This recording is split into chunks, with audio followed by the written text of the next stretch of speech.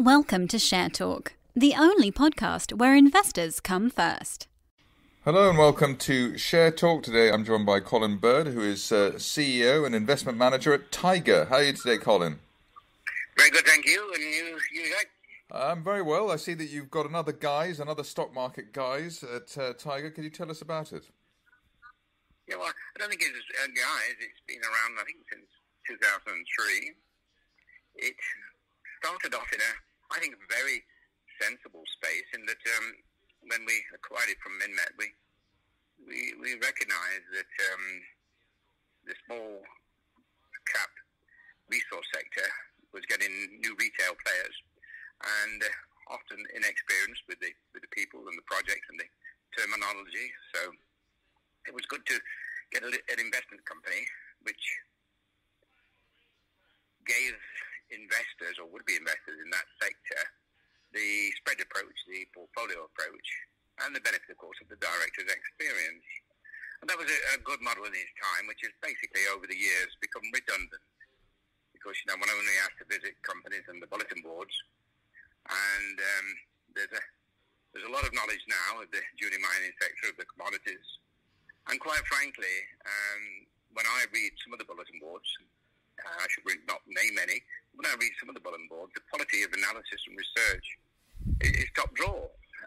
And these aren't paid researchers. These are guys who are investing their hard-earned money or legacies or inheritances in what is the risky part of the world, the small cap. So they're able to make their own choices. And the obvious question: why would I invest in an investment company when they always trade at a discount to the NAV?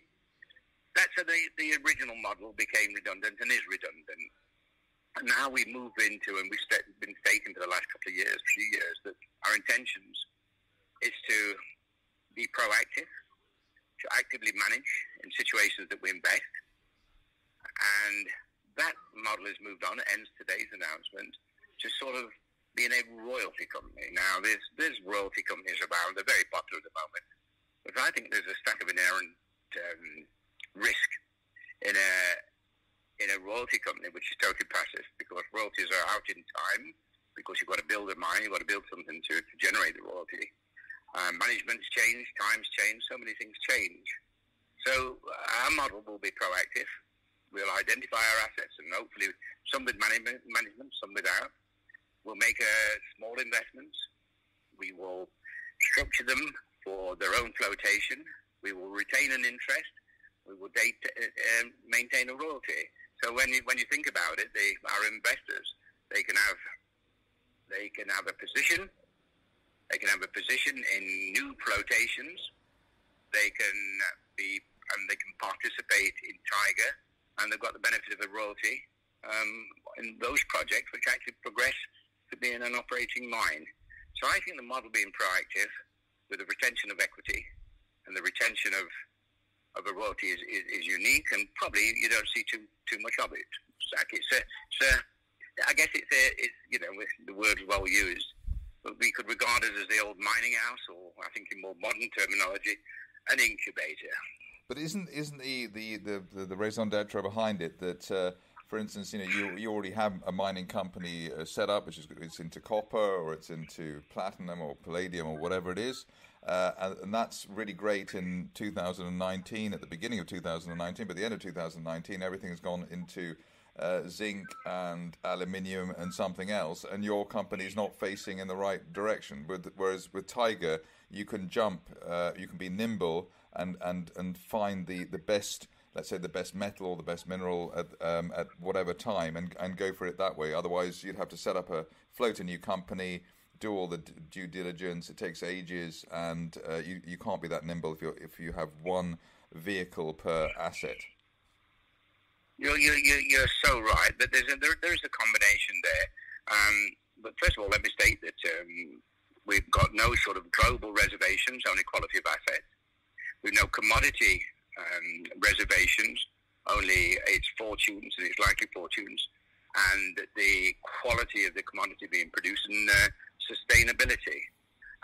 But back to your comment on these listings, that's what our team is quite good at. So we can also, using the incubator concept, we will also assist fledgling management For a few emerging now, we can also assist and will assist fledgling management to structure their companies and give them that seed finance for the listing, assist with the listing, and of course use our network to position them for the new company's new life. And on our board we've got Raju Samtani. He was on Kiwara. He's made the big discovery, part of the team that made the big discovery in Zambia. We've got Michael Nolan, who's Cove Energy. He was one of the founder, among others, of Cove Energy. So they're guys who have been around for some time and have got themselves blooded in the resource sector, which as I say, is very good for new fledgling management teams or teams who are probably technically strong, but not that commercially strong or corporately strong. So I think we provide the answer. We'll be the shop to go to. And how will investment with the royalty? And how will you know? How do you? I mean, let's, for instance, you put in 100,000, 200,000 into a project. Will you have the? Will it just be a backseat driver? How will you establish control and influence in your investments? I don't think control will ever figure. I mean, and anything I do, control is less important than influence. I think you need to know where the company is going. I know that you need to have some influence, but control isn't necessary. It's staffing, and I think that our seasoned team can access all of the skills needed without necessarily exerting final control. It's good to be on a board. It's good to know what's going on. It's good to be part of the budget making and the structuring for the future. But it's not necessary to control in the true sense of the word control. And of course, you probably hit it on the nose. If it's a couple of 100,000, then probably one will be monitoring investment.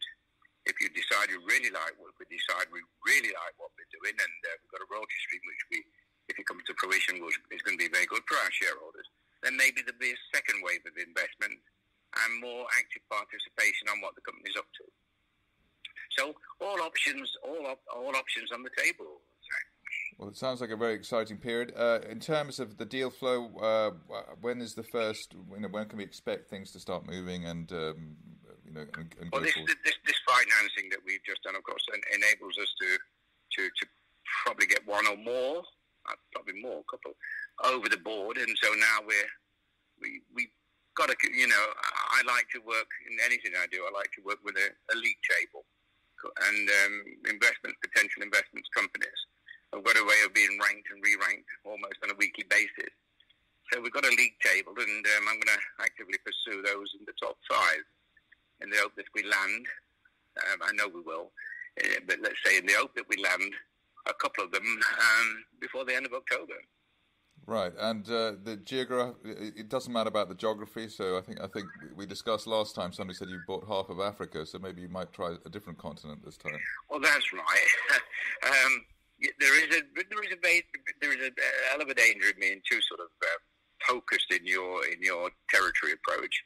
But I've got a lot of comfort from Africa, and especially the places in which we're working. But the sort of investments we're looking at doesn't exclude Africa.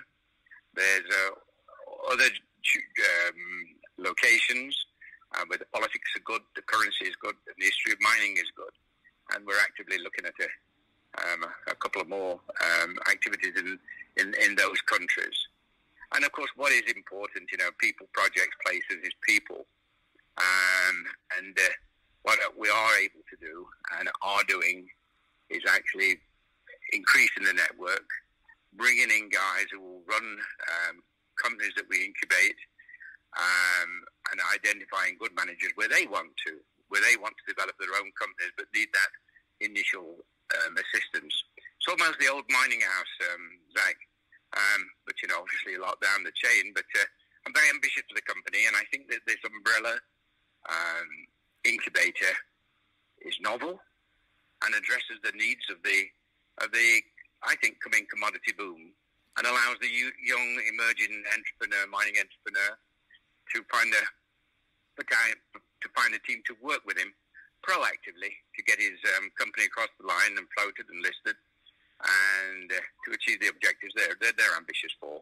So passive, I don't like. Proactive, I do, and I think it should be an all-round win for participant companies and ourselves, of course, and our shareholders, more importantly. Colin Bird, CEO and investment manager at Tiger, thank you very much indeed. Thank you, Zach. Thank you for listening. Remember to visit our website for more news and other podcasts at www.share-talk.com.